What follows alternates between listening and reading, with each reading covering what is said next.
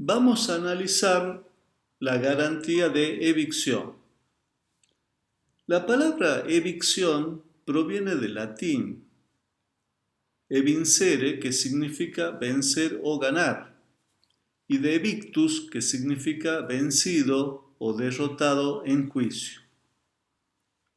Cuando alguien transmite un bien a otro a título oneroso, el enajenante tiene la obligación de garantizar al adquirente la existencia y legitimidad del derecho que le ha transmitido y que nadie lo privará alegando un mejor derecho sobre ese bien enajenado.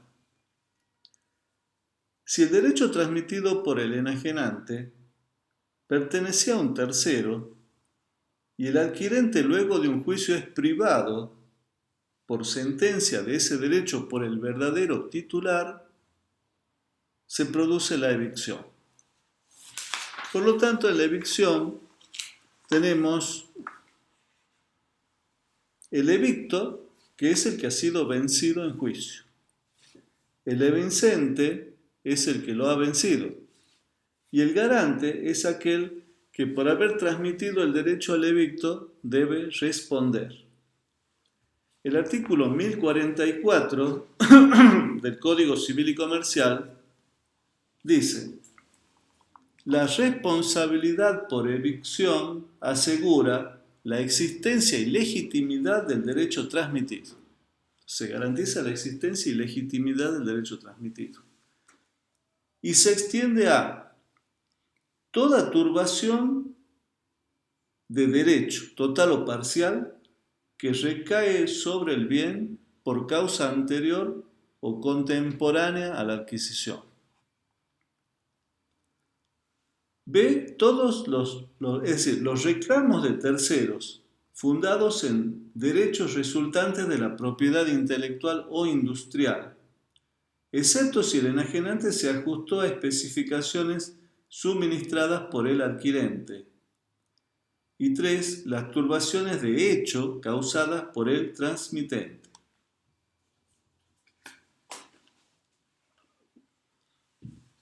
Entonces, con la evicción designamos al supuesto en que el evicto sufre la privación de su derecho. Pero también hay evicción cuando se produce una turbación del derecho. Es decir, cuando hay un reclamo que se le formula al adquirente con la finalidad de privarlo del derecho adquirido. Entonces, por un lado tenemos la evicción por privación o evicción producida. Y además está la privación por turbación o principio de evicción. Cuando hay una turbación o principio de evicción, puede derivar en una privación del derecho o evicción producida. Pero no necesariamente, porque si en el juicio gana el adquirente, significa que el tercero no tenía derecho sobre la cosa. En ese caso hubo una turbación de derecho, pero no una privación de derecho. ¿Qué es lo que se garantiza? Se garantiza el hecho de terceros y el hecho personal del enajenante. Entonces, el enajenante garantiza contra hechos de terceros, que no va a ser turbado ni privado por terceros. Es una obligación de hacer, de defenderlo, de ser necesario. Podemos señalar que la exigencia de la inscripción registral de toda mutación real crea una publicidad oponible a terceros, que va a advertir al adquirente de la existencia de derechos reales y de causas de evicción, por lo que digamos que en la práctica se vuelven raros los casos de evicción.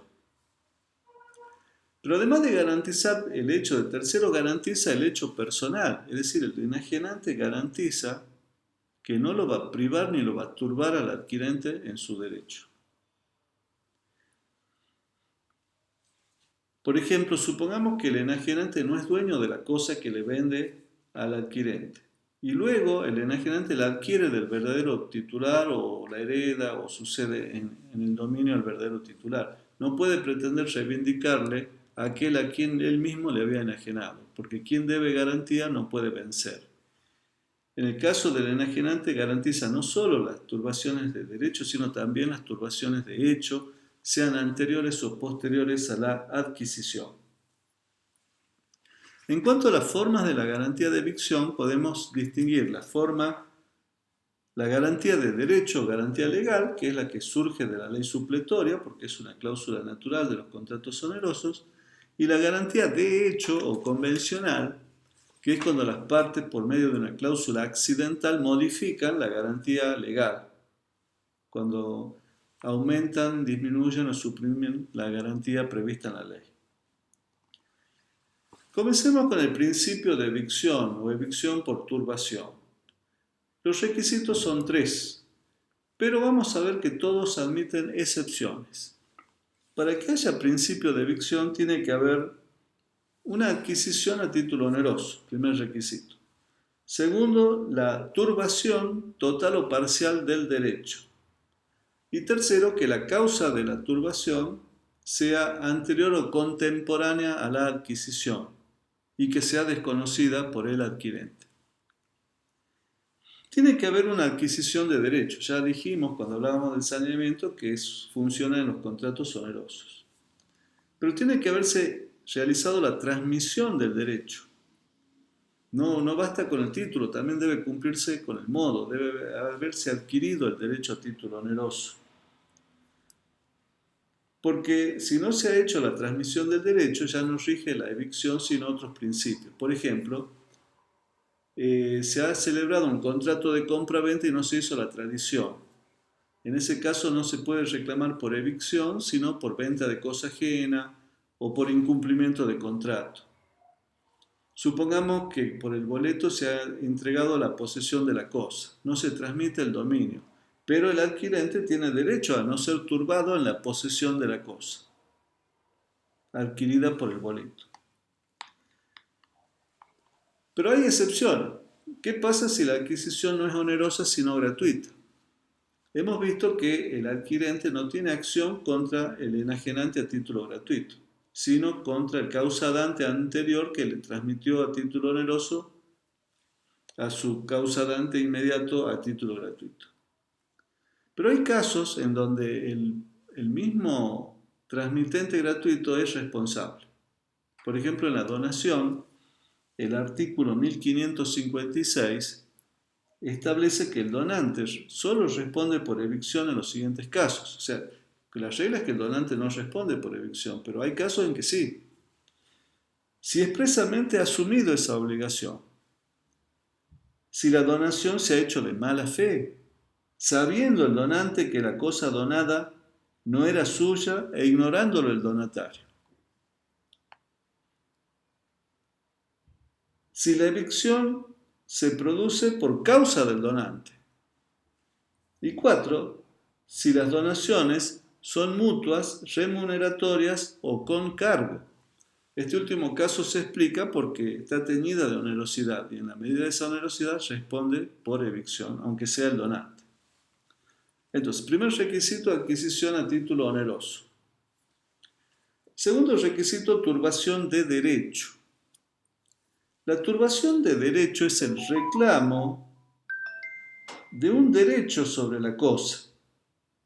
Se reclama un derecho sobre la cosa, que puede exteriorizarse en una demanda de naturaleza real o personal, o en un reclamo extrajudicial.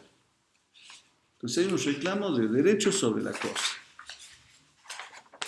Vélez en la nota decía, decimos turbación de derecho, es decir, una demanda judicial o extrajudicial. La doctrina se complacía en hacer una observación, porque decía, toda demanda es judicial y no hay demandas extrajudiciales. En todo caso, lo que corresponde es hablar de reclamo judicial o extrajudicial. Las demandas constituyen turbación de derecho cuando para el caso de ser acogida puedan conducir a una evicción producida. Por ejemplo, las acciones reales por reivindicación, la acción confesoria, negatoria, posesoria, hipotecaria. También puede haber acciones personales, como en el caso del arrendamiento. Toda turbación de derecho queda típicamente configurada por toda pretensión, excepción o defensa deducida en juicio por un tercero y que de prosperar determinaría la pérdida total o parcial del derecho adquirido. También son turbaciones de derecho los reclamos extrajudiciales, pero que se llevan al terreno o a la acción práctica. Por ejemplo, si se reclama la posesión o propiedad de una cosa y el reclamante entra en posesión de ella, siempre será necesaria una referencia a una litis actual o futura para poder hablar de turbación de derecho. Esta turbación de derecho puede ser total o parcial. Total se da respecto del adquirente de un inmueble al que se le reclama por reivindicación en su totalidad por un tercero. Puede ser parcialmente cuantitativa, por ejemplo, adquiere 100 hectáreas y es turbado en 20.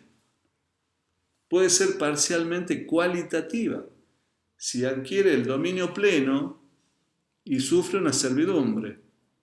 Y puede ser mixta, o sea, cuantitativa y cualitativa. Se adquieren 100 hectáreas y le quedan 80 con una servidumbre, habiendo adquirido el dominio pleno.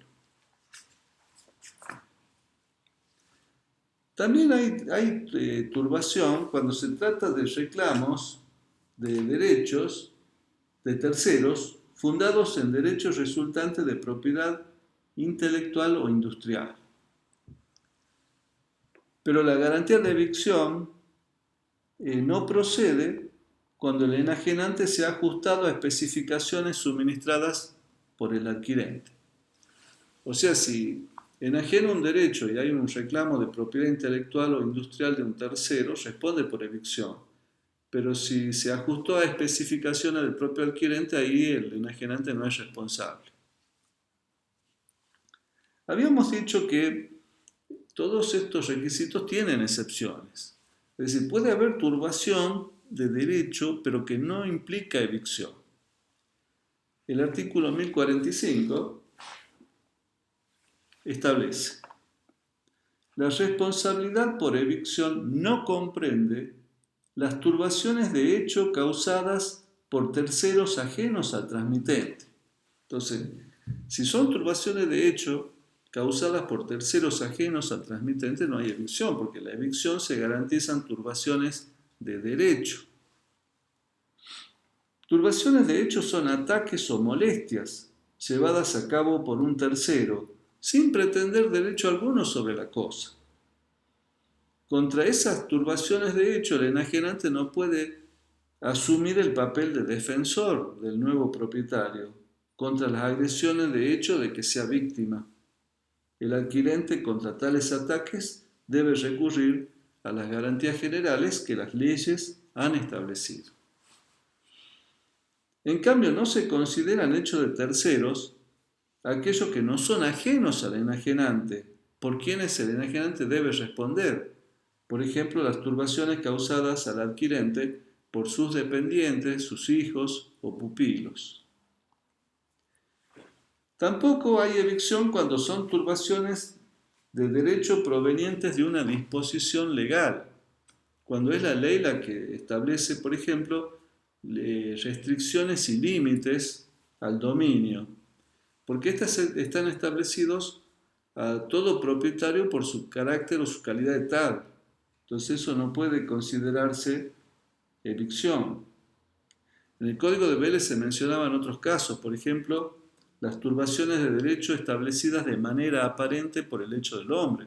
Si hay una servidumbre de tránsito y está a la vista porque es aparente, no podría el adquirente alegar desconocimiento. O cuando esas limitaciones al derecho han sido mencionadas en el título del transmitente. Entonces, si han sido mencionadas en el título, tampoco podría alegar desconocimiento.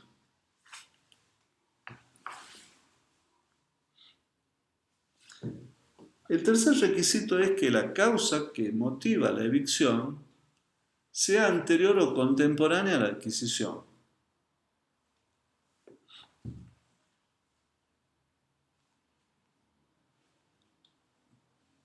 Por ejemplo, si el vendedor, cuando realizó la tradición de la cosa, no era propietario, pertenecía a un tercero que después se la reivindica al comprador. Pero hay dos casos en que no importa que la causa sea posterior, vemos que hay excepciones también a este otro requisito. El requisito que la causa sea anterior o contemporánea a la adquisición, la causa de la evicción. Pero hay dos casos en que por más que sea posterior, igual hay responsabilidad por evicción. El primer supuesto es el de la prescripción adquisitiva. El artículo 1045 en el inciso C se refiere a la evicción resultante de un derecho de origen anterior a la transferencia consolidado posteriormente. Sin embargo, el tribunal puede apartarse de esta disposición si hay un desequilibrio económico desproporcionado. Acá se contempla que la causa que provoca la evicción es parcialmente anterior a la adquisición y parcialmente posterior. Por ejemplo, se enajena un inmueble que está ocupado por un poseedor y el poseedor continúa en la posesión después de la adquisición del dominio por el comprador y completa el plazo de adquiriendo el dominio por prescripción. Entonces, como la causa de la evicción es parcialmente anterior y parcialmente posterior, ¿hay evicción? En el Código de Vélez dejaba la cuestión al criterio del juez. Porque supongamos que cuando se vende el inmueble, el poseedor estaba hacía un año en la posesión. Después de la venta sigue 19 años más y adquiere el dominio por prescripción adquisitiva. Entonces ahí podría decirse que no hay evicción, porque el adquirente dejó 19 años al ocupante que adquiere el dominio por prescripción. Pero supongamos a la inversa, se vende el inmueble y el poseedor ya estaba hace 19 años y después de la enajenación transcurre un año más y adquiere el dominio por prescripción. Supongamos que el inmueble está en otra provincia y no tuvo tiempo de ir a verificar que estaba ocupado por un poseedor. En ese caso podríamos decir que sí hay evicción. Entonces depende del caso concreto, cuando la causa es parcialmente anterior y parcialmente posterior. El nuevo Código Civil y Comercial dice que el tribunal puede considerar que hay evicción si hay un desequilibrio económico desproporcionado. Entonces, el otro supuesto de excepción a la causa anterior o contemporánea es el hecho personal del enajenante, porque hemos visto que la responsabilidad por evicción se extiende a las turbaciones de hecho causadas por el transmitente. Y estas turbaciones de hecho del propio enajenante, no importa que sean anteriores o que sean posteriores a la adquisición. El enajenante no puede turbar ni de derecho ni de hecho por causa anterior o posterior al adquirente, porque el que debe garantía no puede vencer.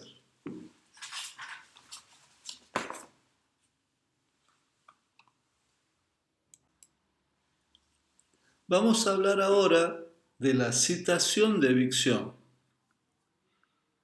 Hemos visto que la turbación de derecho puede configurarse por vía de una demanda o por vía de un reclamo extrajudicial. El artículo 1046 establece: si un tercero demanda al adquirente en un proceso del que pueda resultar la evicción de la cosa, el garante citado a juicio debe comparecer en los términos de la ley de procedimientos. El adquirente puede seguir actuando en el proceso. Si la turbación del derecho por un tercero se ha concretado en una demanda, en una acción judicial, el adquirente reviste la calidad de demandado. Si la turbación ha consistido en un reclamo extrajudicial, el adquirente no necesita esperar a ser demandado, puede él iniciar la demanda contra el tercero. Entonces, en un caso actúa como demandado y en el otro caso actúa como demandante. Pero en ambos casos debe citar de evicción al enajenante.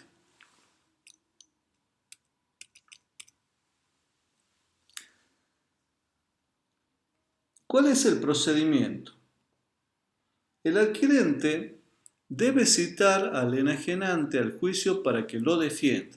Esto se conoce con el nombre de citación de evicción y ya existía en el derecho romano. ¿Cuál es el fundamento de la citación de evicción? Conseguir que el enajenante arregle, si es posible, de manera definitiva, la cuestión con los terceros reclamantes. Lograr que el vendedor traiga al pleito los medios de defensa de que pueda disponer. Y tercero, evitar que en la acción de regreso del adquirente pueda el enajenante alegar la excepción de negligente defensa. La citación de evicción se debe realizar como lo establecen los respectivos códigos de procedimientos.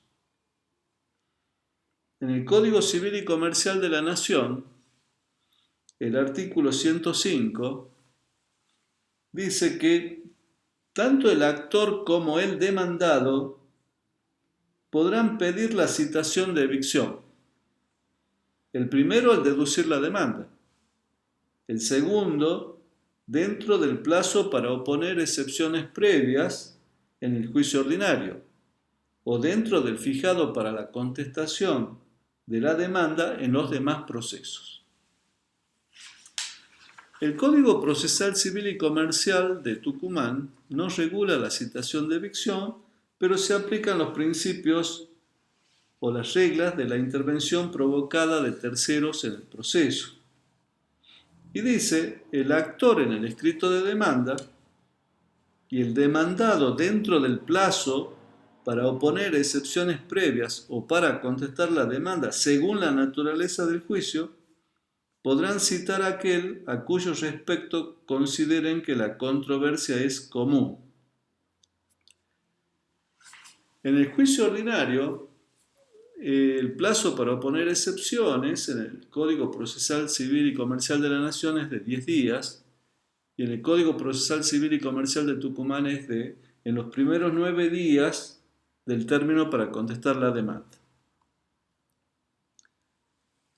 Entonces tiene que citar de evicción ya sea el transmitente del cual adquirió el derecho o el que dividió bienes con otros o los respectivos antecesores. El código derogado disponía que el adquirente de la cosa no está obligado a citar de evicción y saneamiento al enajenante que se la transmitió, cuando haya habido otros adquirentes intermedios.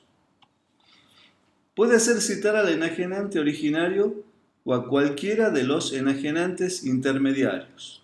Así decía el Código de Vélez. Esto significa que no es necesario que se demande al transmitente inmediato anterior. Se puede demandar a cualquiera de los enajenantes intermedios que haya hecho la transmisión a título oneroso. En el Código Civil y Comercial dice que quienes tienen responsabilidad por saneamiento en virtud de enajenaciones sucesivas son obligados concurrentes. Entonces, si son obligados concurrentes, quiere decir que se los puede demandar a cualquiera. Si el bien ha sido enajenado simultáneamente por varios copropietarios, estos solo responden en proporción a su cuota parte indivisa, excepto que se haya pactado la solidaridad.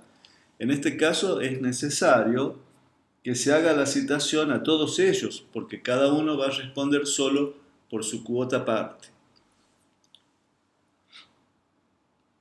Una vez que se cita al enajenante, éste debe intervenir en el juicio para defender al demandado adquirente o al adquirente. Pero asimismo, el adquirente puede seguir actuando en el proceso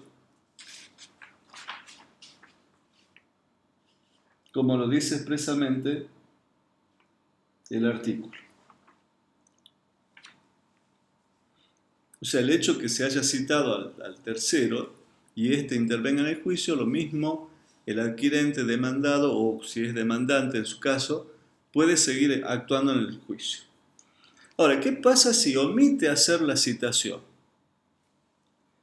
La citación al enajenante es una carga procesal, no una obligación porque puede o no realizarla, pero si no lo cita, se expone al riesgo de perder la garantía de evicción.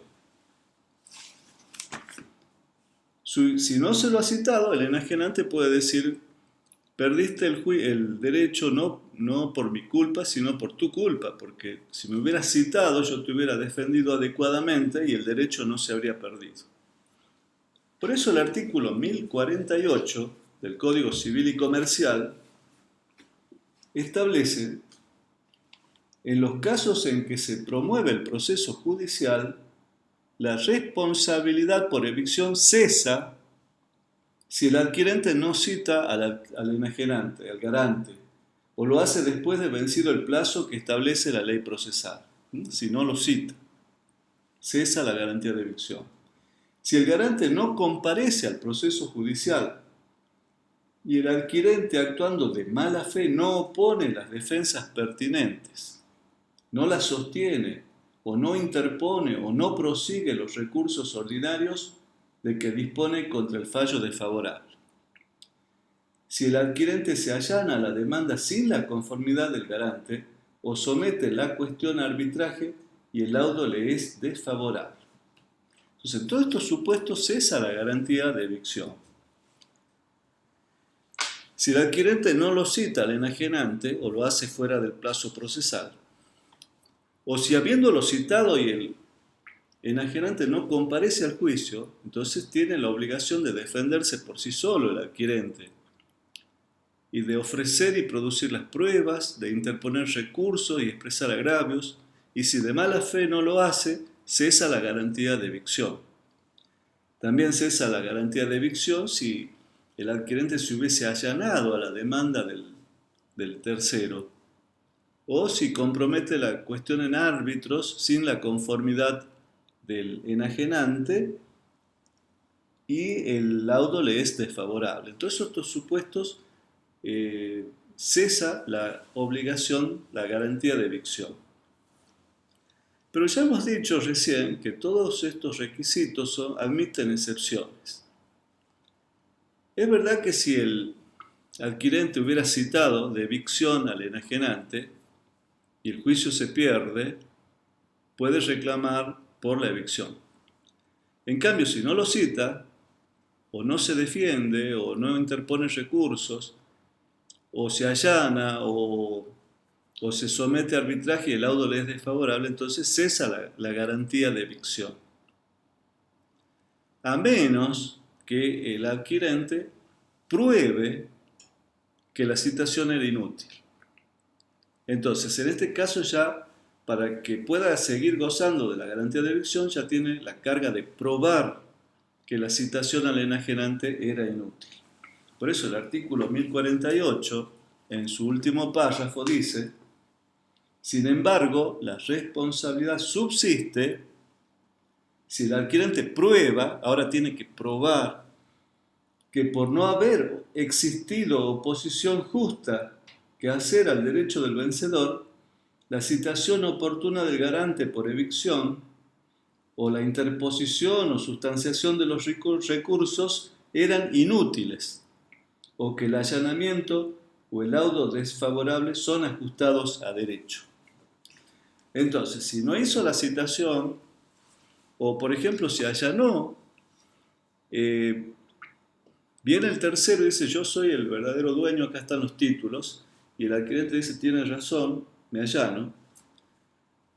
No es que se pierde la evicción, pero ahora ya tiene que probar que era inútil citar al enajenante porque no había oposición justa que hacer, o que el laudo o la sentencia está ajustada a derecho. Entonces, si logra probar eso, se mantiene, subsiste la responsabilidad por la evicción.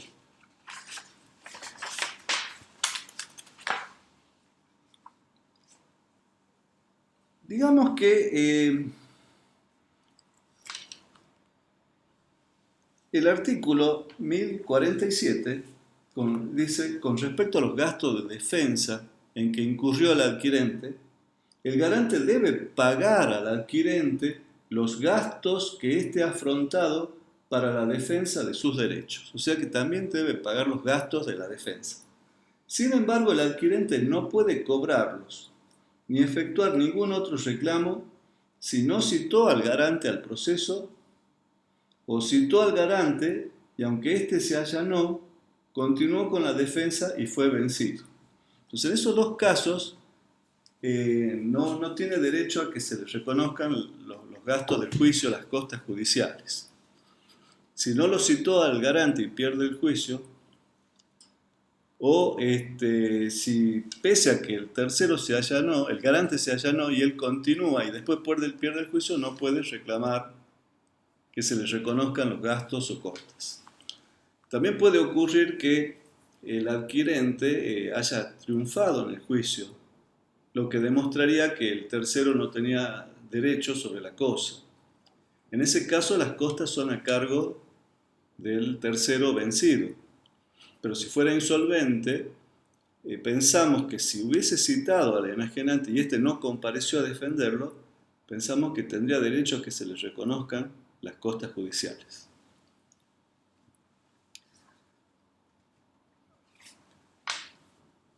La evicción producida tiene lugar cuando esta turbación de derecho ha derivado en la privación del derecho.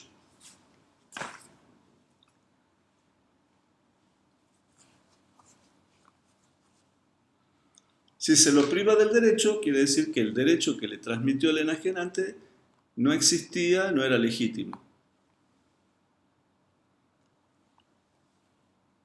La evicción producida se configura entonces cuando sufre la privación total o parcial del derecho. Y el artículo 1044, entonces dice que hay evicción cuando no hay existencia o legitimidad del derecho transmitido.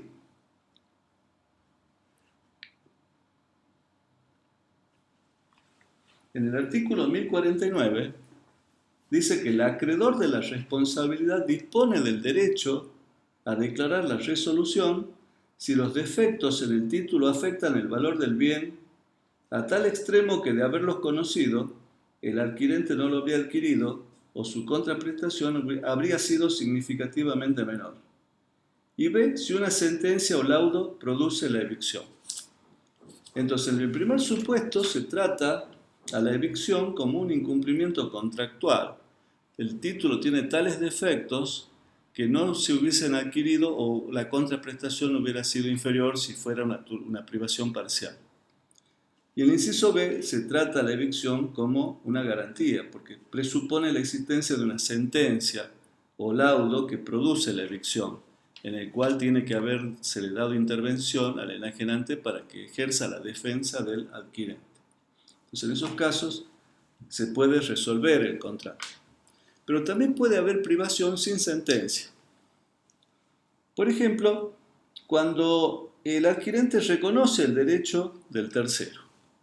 Entonces, el tercero le muestra su título y el adquirente reconoce y se allana. Entonces, si prueba que no existía oposición justa que hacer, por más que se haya allanado, tiene derecho a la evicción, aunque no haya sentencia. Si somete la cuestión en árbitro y el laudo le es desfavorable, si fue sin consentimiento del transmitente, del garante, pierde en principio la garantía de evicción, salvo que pruebe que el laudo le era ajustado a derecho. Puede ocurrir que el adquirente adquiera el derecho del verdadero titular. Eso no hace desaparecer la evicción del primer enajenante. También puede haber privación por actos del Estado. Acá hay que hacer una distinción. Si el Estado expropia después de la adquisición del derecho, entonces no hay evicción. Pero si el Estado invocando un derecho preexistente reivindica el inmueble, o sea, anterior a la adquisición, entonces ese acto del Estado provoca evicción. ¿Cuáles son las acciones que tiene el evicto? En primer lugar, la acción de saneamiento del título. Ya lo vimos cuando mencionábamos el artículo 1039. Puede exigir que se le sanee el título, o en tal caso el enajenante puede adquirir el derecho del verdadero titular, lo puede heredar. Entonces allí se produciría el saneamiento del título. Otra de las acciones por las que puede optar es exigir, reclamar un bien equivalente si es fungible. Y también tiene la facultad de declarar la resolución del contrato, excepto en los casos del artículo 1050. Entonces, esta norma es concordante con lo que habíamos dicho recién, en el cual el adquirente puede resolver el contrato si los defectos del título afectan el valor del bien a tal extremo que de haberlos conocido no habría adquirido o su contraprestación hubiera sido significativamente inferior. Entonces este es un supuesto que se considera como incumplimiento de contrato. O bien si es privado del derecho en virtud de una sentencia o laudo que provoca la evicción. Acá la evicción funciona como garantía porque si hubo sentencia es porque hubo una citación al enajenante para que lo defienda en el juicio. Entonces, si se dan esos dos supuestos, procede la resolución del contrato. Pero esta es una resolución por ministerio de la ley, en los términos del artículo 1089, y resulta aplicable todo lo que se dijo con relación a las normas referidas a la extinción del contrato por declaración unilateral de voluntad. Entonces, se resuelve el contrato y se aplican los efectos de la resolución por extinción unilateral de voluntad.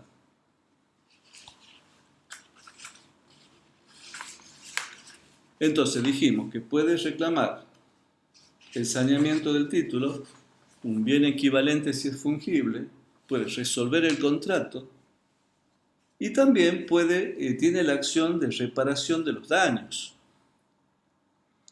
Puede acumular los daños con una de las otras acciones mencionadas que hubiera elegido o reclamar solamente daños. Tenemos que distinguir, una cosa es la prestación percibida que hay que restituir y otra es la indemnización de daños y perjuicios. El código en contratos particulares establece las consecuencias que se derivan de la evicción. Entonces tenemos normas, por ejemplo, en la permuta, en la donación, en la cesión de derechos, en la cesión de herencia, etc., en donde se establece o se determina cómo debe ser la indemnización de daños.